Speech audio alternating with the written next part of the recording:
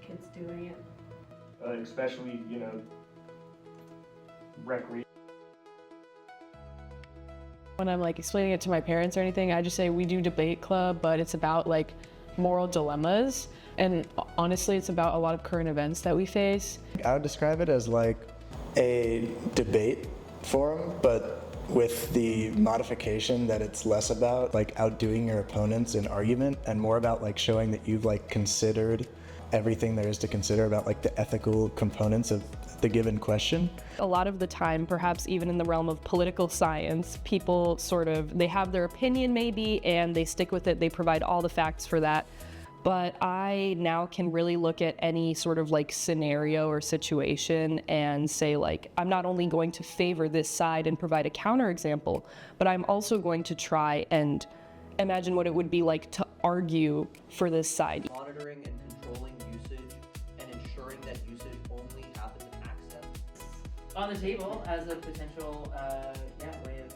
Yeah, that seems reasonable. And one of the things about like moral conversations is that they kind of poke at your feelings just intrinsically by virtue of this like subject matter. Like if someone comes to you with a yes or no or like a question about a moral dilemma, you have a feeling inside you about that already. A lot of STEM people at this school, it's a STEM heavy school, come to this club and other humanities oriented places like this club, like the philosophy club, to get their kicks out.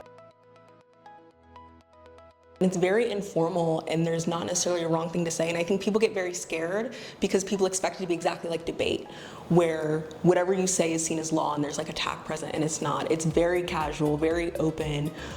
We laugh, we bring up crazy stuff, like sometimes we veer off topic and we have to come back, and it's fun, it's not serious, it's not uptight. A lot of people have the itch to do ethics bowl, they just don't know it's even a possibility.